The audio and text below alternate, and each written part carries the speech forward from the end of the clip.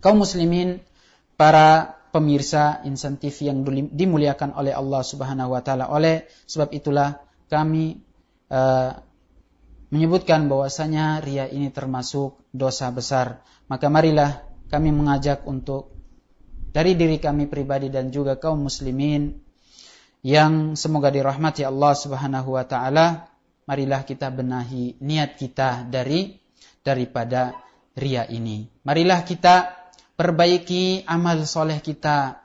Mungkin selama ini kita beribadah, kita tidak tahu kita telah terjerumus kepada perbuatan riya ini. Memang riya adalah merupakan dosa maksiat atau penyakit hati, dosa yang susah dibenahi oleh setiap hamba. Oleh sebab itu kita tidak boleh putus, kita tidak boleh jauh daripada pertolongan Allah Subhanahu wa taala. Kita tidak boleh jauh daripada meminta doa kepada Allah, berdoa kepada Allah Subhanahu wa taala agar Allah Subhanahu wa taala melindungi kita dari syirik kecil ini, yaitu riya.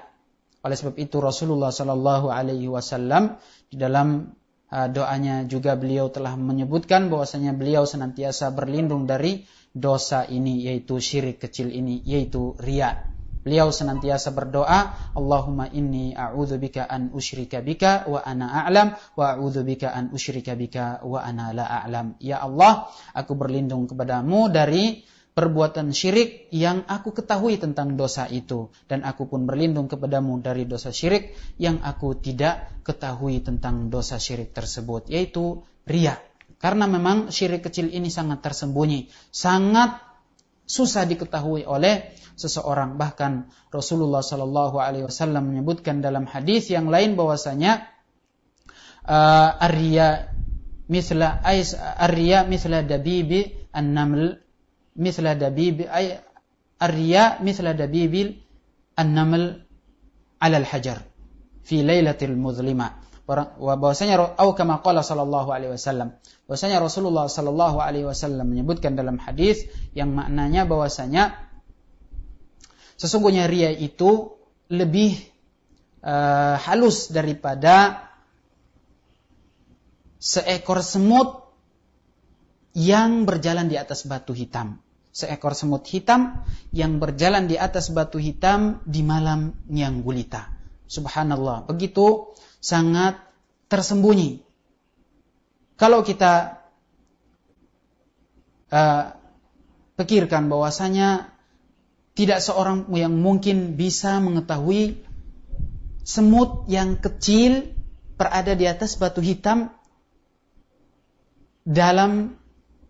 di siang hari, yaitu di tengah-tengah matahari yang terang. Kalaupun di atas dalam keadaan matahari yang terang, seekor semut yang hitam berjalan di atas batu hitam pun kita susah akan mengetahuinya. Apalagi jika semut itu berjalan di atas batu hitam dalam keadaan yang gulita. Sungguh sangat tersembunyi. Oleh sebab itu, riya ini adalah penyakit yang sangat susah untuk diketahui oleh seorang hamba. Makanya, perbanyaklah doa kepada Allah Subhanahu wa taala berlindung dari penyakit hati yang satu ini. Karena susah bagi setiap hamba untuk menghindarinya. Bahkan para ulama ya, mereka sudah jadi ulama, alim ulama. Mereka pun banyak berbicara dalam masalah riya ini, dan bahkan sebagian mereka mengatakan bahwasanya penyakit hati yang paling susah untuk diatasi adalah penyakit hati, yaitu diantaranya riya, ujub dan yang lainnya. Ini adalah merupakan penyakit yang susah. Oleh sebab itu, marilah kita perbanyak berlindung kepada Allah Subhanahu wa taala dari penyakit yang satu ini. Ketahuilah kaum muslimin yang dirahmati oleh Allah Subhanahu wa taala, mungkin kita perlu mengetahui kapan seseorang itu dia ikhlas kepada Allah Subhanahu wa taala. Kapan seseorang dikatakan dia murni ibadahnya ikhlas kepada Allah Subhanahu wa taala. Di dalam sebuah athar bahwasanya sahabat Ali bin Abi Thalib radhiyallahu anhu mengatakan, beliau menyebutkan kapan seseorang itu dia bisa mengetahui kalau ibadahnya murni karena Allah Subhanahu wa taala. Beliau menyebutkan bahwasanya ciri-ciri orang yang berbuat riya, ya, kami akan menyebutkan perkataan Ali bin Abi Thalib ini.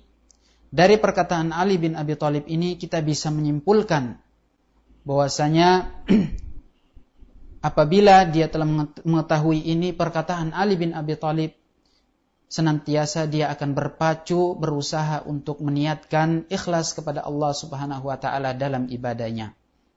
Ali bin Abi Thalib radhiyallahu anhu, semoga Allah Subhanahu wa taala meridainya dan menempatkannya dalam surga yang luas.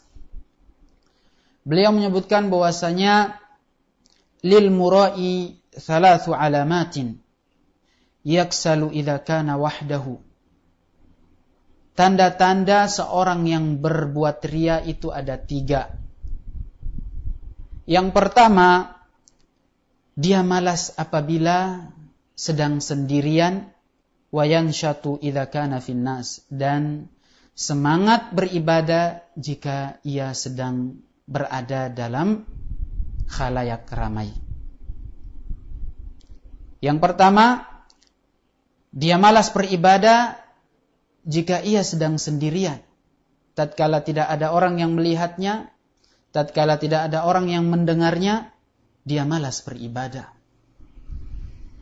Jika dia berada dalam keadaan yang di situ tempat perkumpulan orang banyak, maka dia pun rajin. Yang mananya tatkala dia sendiri,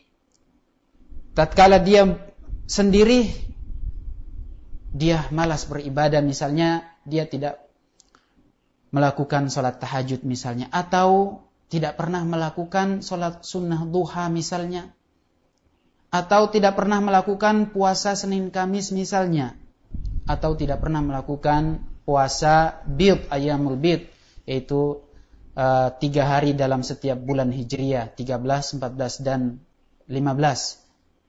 Atau puasa ibadah-ibadah sunnah yang lain, dia tidak pernah melakukannya.